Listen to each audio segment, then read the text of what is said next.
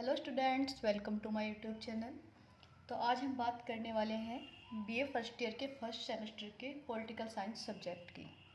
तो जी हाँ, अगर आप बीए फर्स्ट ईयर में हैं और आपका फर्स्ट सेमेस्टर है और आपके बुक का टाइटल है भारतीय राष्ट्रीय आंदोलन एवं भारत का संविधान, Indian national movements and constitution of India, तो हम इसके यूनिट 1 के बारे में बात करेंगे। तो जी हाँ, आपको अब मिड टर्म एग्ज़ाम भी बच्चों के होने वाले हैं और उसके बाद सेमेस्टर वाइज एग्ज़ाम भी होने वाले हैं। तो हमने अपनी क्लासेस शुरू कर दी हैं, तो सब बच्चे अच्छे से क्लासेस लें। जो मैंने नोट्स से आपको पढ़ाई हूँ, जो क्लासेस मैं आपको प्रोवाइड कराऊंगी यहाँ पर, आप इनसे पढ़कर जाएं। आपका पढ़ा हुआ एग्ज़ाम में ज़रूर आएगा, 100% आएगा।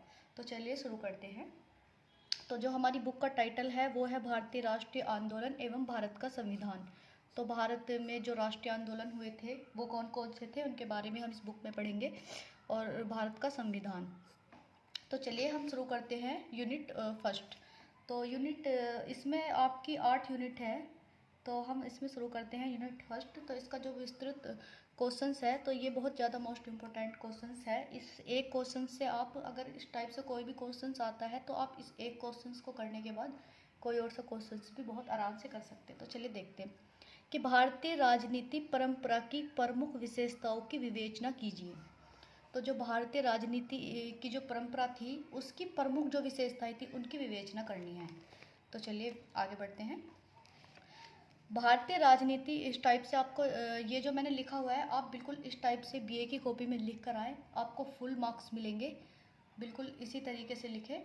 लिखने में अगर आपको कन्फ्यूजन है कि किस तरीके से करना है, तो कॉपी बीए की होती है काफ़ी बड़ी, 32 पेज की कॉपी होती है, वो जल्दी से भरी भी नहीं जाती।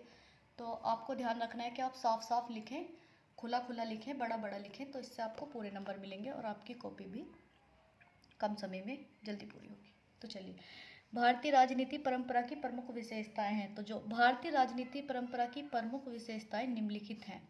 तो सबसे पहले बात आती है धर्म की। तो धर्म शब्द का जन्म धू धातु से हुआ है, जिसका अर्थ है धारण करना। तो जो धर्म शब्द है उसका जन्म जो हुआ है वो धू धातु से हुआ है, और जिसका अर्थ है धारण करना, पालन करना, आलंब करना। संपूर्ण संसार में जीवन की धारण करने वाला तत्व, जो जीवन को धारण करने वाला तत्व है, जिससे सब कुछ व्यवस्थित रहे और जिसके बिना लोक स्थिति असंभव हो, वह धर्म कहलाता है। शगरवेद में धर्म शब्द का प्रयोग संज्ञा अथवा विश्लेषण के रूप में होता है। तो जी हाँ, इसमें हम देखेंगे कौन कौन से वेद में धर्म को किस किस टाइप से कहा गया है, क्या डेफिनेशन इसकी दी गई है। तो जो शगरवेद है उसमें धर्म शब्द का प्रयोग संज्ञा अथवा विश्लेषण के रूप में हुआ है। अब अगला देखते हैं अर्थवेद। तो अर्थवेद में जो है धर्म शब्द का प्रयोग, आगे देखते हैं।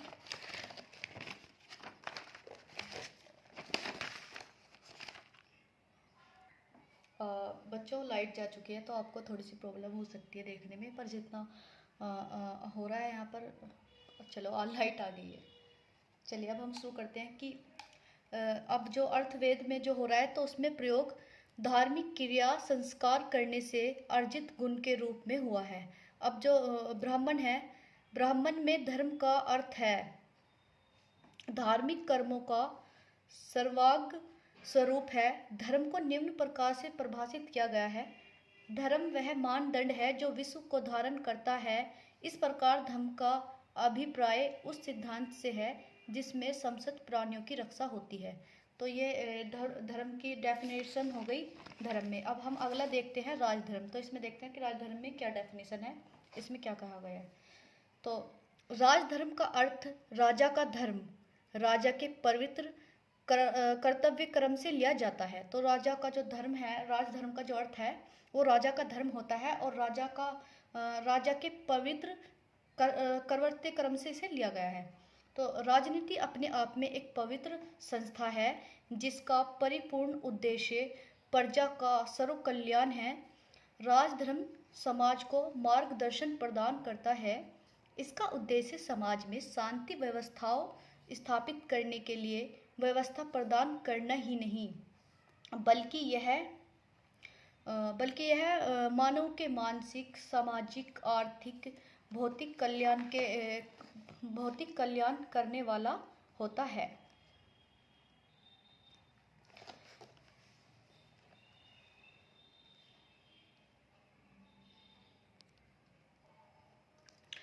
अर्थवेद का प्रयोग धार्मिक क्रिया संस्कार करने से अर्जित गुण के रूप में हुआ है। अब ब्राह्मण में धर्म का अर्थ है धार्मिक कर्मों का सर्वांग स्वरूप है। धर्म को निम्न प्रकार से परिभाषित किया गया है। धर्म वह मानदंड है जो विश्व को धारण करता है। इस प्रकार धर्म का अभिप्राय उस सिद्धांत से है जिसमें समस्त प्राणियों की रक्षा होती है। अगला है राजधर्म। तो राजधर्म का अर्थ है राजा का धर्म। तो राजधर्म का अर्थ ही राजा का धर्म होता है। राजा के पवित्र कर्तव्य कर्म से लिया जाता है। इसे राजा का जो पवित्र कर्तव्य कर्म है उससे इसे लिया जाता है। राजनीति अपने आप में एक पवित्र संस्था है जिसका परिपूर्ण उद्देश्य प्रजा का सर्व कल्याण है। उसका उद्देश्य ही राजनीति का प्रजा का कल्याण है। प्रजा की मदद करना, प्रजा के लिए कार्य करना ही उसका कल्याण है। राजधर्म समाज को मार्गदर्शन प्रदान करता है। इसका उद्देश्य समाज में शांति व्यवस्थाएं स्थापित करने के लिए व्यवस्था प्रदान करना ही नहीं, बल्कि यह मानव के मानसिक, सामाजिक, आर्थिक, भौतिक कल्याण करने वाला होता है। यदि राजधर्म का पालन किया जाए तो संसार में शांति व्यवस्था रहेगी और प्रत्येक मनुष्य की स्वतंत्रता बनाए रखने के लिए ऐसी परिस्थितियां बनी रहेंगी कि प्रत्येक व्यक्ति को अपने मानसिक, शारीरिक और आध्यात्मिक विकास के सभी अवसर सहज उपलब्ध होंगे। अगला देखते हैं हम नीति शास्त्र। तो जी हाँ, अब नीति शास्त्र की बात करते हैं। तो जो नीति शास्त्र है, नीति शास्त्र दर्शन की एक शाखा है जिसे व्यवहार दर्शन, नीति दर्शन, नीति विज्ञान और आचार शास्त्र भी कहते हैं। नीति शास्त्र का संबंध मनुष्य के आचरण से है। यह विषय मनुष्य की नैतिकता का अध्ययन करता है। वह इस बात पर विचार करता है कि कोई व्यक्ति एक अच्छा मनुष्य कैसे बन सकता है। यह हमें उचित तथा अनुचित का बोध कराता है। नीति शास्त्र हमें उचित आचरण की शिक्षा देता है। तो जो नीति शास्त्र है वो दर्शन की ही एक शाखा है, तो जिसमें हमें व्यवहार दर्शन, नीति दर्शन, नीति विज्ञान और आचार शास्त्र, हम इसे ये भी कहते हैं। अब नीति शास्त्र का जो संबंध है ना मनुष्य के आचरण से है। तो यह विषय जो है ना मनुष्य की नैतिकता का अध्ययन करता है। इस विषय में हम मनुष्य की नैतिकता का अध्ययन करते हैं और इस बात पर विचार करते हैं कि कोई व्यक्ति एक अच्छा मनुष्य कैसे बन सकता है। यदि हमें उचित तथा अनुचित का मतलब ये जो होता है नीति शास्त्र, इसमें हमें अनुचित और उचित, सही और गलत का भी बोध होता है। ये हमें उचित अनुचित का बोध भी कराता है और नीति शास्त्र हमें उचित आचरण की शिक्षा भी देता है। तो प्यारे बच्चों, आगे देखते हैं मत्स्य न्याय।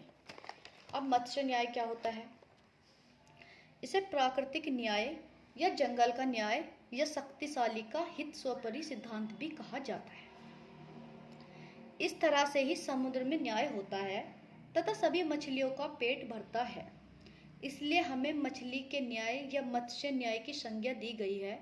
मत्स्य न्याय का अर्थ है कि जिस प्रकार से समुद्र में बड़ी मछली छोटी मछली को खाती है, उसी प्रकार से कानून के अभाव में कमजोर को बलशाली समाप्त कर देता है। यदि हम प्रकृति को देखें, जहाँ पर केवल जंगल है, तो वहाँ पर भी यही जंगल का न्याय चलता है। इसी प्रकार जंगल का न्याय चलता है तथा सभी का भरण पोषण होता है। चलिए अब हम इसके समझते हैं आसान से लैंग्वेज। तो जो प्रकृति का न्याय और जंगल का न्याय जो होता है ना, ये शक्तिशाली का हितोपरि सिद्धांत होता है। तो जैसे कि मान लीजिए समुद्र है, समुद्र में जो बड़ी मछलियाँ होती हैं उनका भोजन कौन बनता है? उनका भोजन छोटी मछलियाँ बनती हैं। तो जितनी बड़ी मछली है वो अपने से छोटे को खाएगी, फिर उससे जो छोटी है वो अपने से छोटे को खाएगी। तो इस तरीके से उनका भोजन होता है। इस तरीके से ही जंगल का न्याय होता है कि जैसे जंगल में राजा शेर होता है, तो शेर अपने से छोटे जानवरों को खाएगा, अपने से कम शक्तिशालियों को खाएगा। फिर उससे भेड़िया होता है तो भेड़िया अपने से थोड़े कम शक्तिशाली को खाएगा। इस तरीके से ही भोजन का ये आहार निर्माण चला आ रहा है कि वो अपने से कम शक्तिशाली को खाते हैं। जैसे जंगल में दो पेड़ एक साथ उगे हैं, तो एक पेड़ तो कमज़ोर सा है और एक पेड़ अच्छा चल रहा है, तो वो जो दूसरा वाला पेड़ है वो उस कमज़ोर पेड़ के हिस्से के भी हवा, पानी, प्रकाश सब चीज़ें ले रहा है तो वो ज़्यादा तेज़ी से चल रहा है, और दूसरा वाला कमज़ोर ही है। तो इसका तात्पर्य यह है कि यही मत्स्य न्याय होता है कि सबका न्याय अलग अलग तरीके से होता है, कि इसे प्राकृतिक न्याय बोलते हैं, कि जंगल में इस तरह से न्याय होता है, समुद्र में इस तरह से होता है। तो इस जो बलशाली मनुष्य होता है वो अपने से कम, जो उससे कम है उसको अपना एक तरीके से देखें तो जो बलशाली कमज़ोर होते हैं वो बलशाली मनुष्य उस पर अपना अधिकार जमा लेता है, अपना अधिकार बना सकता है। चलिए आगे देखते हैं।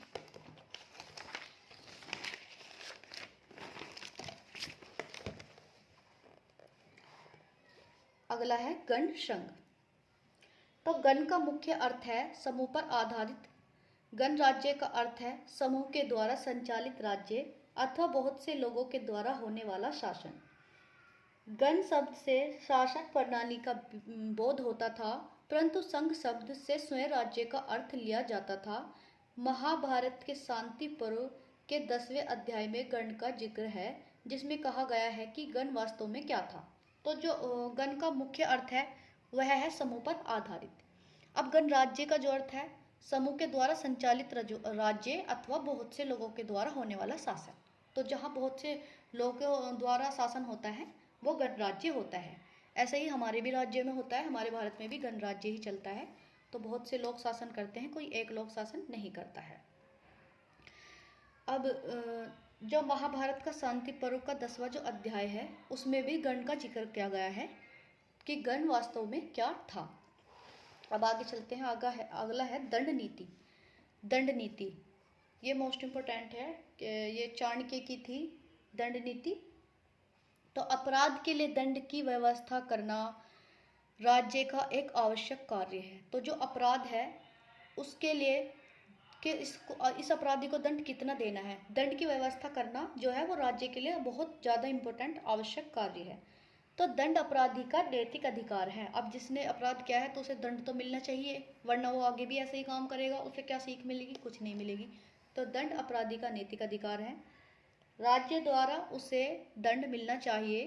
दंड एक सामाजिक व्यवस्था है तथा दंड द्वारा अपराधी को समाज उपयोगी बनाने की चेष्टा की जाती है। अब दंड जो है वो एक सामाजिक व्यवस्था है तथा दंड द्वारा ही अपराधी को अपनी, जब उसे दंड मिलेगा तो अपराधी को थोड़ा सा पश्चाताप होगा कि मैंने ऐसा क्यों क्या नहीं करता, तो शायद मेरे साथ ऐसा नहीं होता। तो अगर उसे दंड नहीं देंगे तो फिर वो अपने आप को नहीं पछताएगा, अपने आप को नहीं ये मानेगा कि हाँ मैंने गलती की है। तो समाज उपयोगी बनाने की चेष्टा भी जरूरी है दंड के लिए, अपराधी के लिए दंड की। तो विधि की परिभाषा में भी दंड की संकल्पना निहित है। विधि एक बाध्यकारी आदेश होता है, उसके द्वारा बाध्य होने का अर्थ है कि उसका पालन न किया गया तो उसके लिए व्यक्ति दंड का भागी होगा। दंड इस तरह किसी भी पद्धति द्वारा सुव्यवस्था की प्रणाली का एक आवश्यक अंग होता है। तो दंड जो होता है वो सभी प्रणाली का आवश्यक अंग होता है। तो ये तो हुआ हमारा विस्तृत उत्तरीय प्रश्न हमारा ये पूरा हुआ। तो इसमें जो हमारी ये चारों हमने दिए हुए हैं, दंड नीति, गण संघ, तो अगर आपसे लघु में इस टाइप से भी पूछा जाए तो आप इनको भी इस विस्तृत को याद कर लेंगे। और इनमें से किसी के मत्स्य न्याय क्या होता है, मत्स्य न्याय की परिभाषा बताइए, ये कहाँ होता है। तो आप अगर इस पूरे क्वेश्चंस को याद रखेंगे तो आप और लघु के भी छोटे छोटे क्वेश्चंस अपने पास से बना सकते हैं, या इसी क्वेश्चंस को आपसे घुमाकर भी पूछा जा सकता है। इसलिए मोस्ट इम्पोर्टेंट है, इसे ज़रूर अच्छे से तैयार कर लें। ये मैंने बहुत ही ईजी सी लैंग्वेज में आपके लिए नोट्स बनाए हैं, आप इन एग्ज़ाम में इन्हें भी करके आ सकते हैं। आपको बहुत जल्दी से अपनी तैयारी हो जाएगी अगर आप इनको करते हैं तो। आगे देखते हैं लघु उत्तरीय प्रश्न। अब धर्म के प्रमुख स्रोत बताइए। धर्म के निम्नलिखित 4 प्रमुख स्रोत हैं। नंबर 1 है वेद, नंबर 2 है स्मृति, नंबर 3 है धर्मात्माओं का आचरण, नंबर 4 है व्यक्ति का अंतकरण। तो वेदों में हिंदू धर्म के समसत विश्वास एवं निश्चय सन्निहित है। इस संबंध में एक प्रमुख विद्वान ने लिखा है कि स्मृति का शब्दार्थ उस वस्तु की ओर संकेत करता है जो वेदों के अध्ययन में निष्णात ऋषियों की स्मृति रह गई थी। स्मृति का कोई भी नियम जिसके लिए वैदिक सूत्र ढूंढा जा सके वेद की ही भांति प्रमाणिक बन जाता है। तो ये धर्म के प्रमुख सूत्र बता दिए इसमें, और फिर इसके डेफिनेशन। अब अगला है कौटिल्य की राजधर्म की अवधारणा क्या है। कौटिल्य की राजधर्म की अवधारणा, ये हमने इस तरीके से उत्तर डालकर ये कौटिल्य की राजधर्म की अवधारणा हेडिंग डाली और इसके बाद हम इसकी डेफिनेशन लिखते हैं। तो कौटिल्य की महान कृति अर्थशास्त्र, एक बात ध्यान रखिएगा कि कौटिल्य की जो महान कृति थी वो अर्थशास्त्र थी। अर्थशास्त्र किसके द्वारा लिखी गई? कौटिल्य के द्वारा। अर्थशास्त्र में भी राजधर्म की विवेचना की गई है। वहाँ प्रजा के सुख में ही राजा का सुख निहित माना गया है। प्रजा के हित में ही उसका हित है, क्योंकि राजा का अपना स्वार्थ कुछ भी नहीं है। जो प्रजा का प्रिय है वही उसका प्रिय है।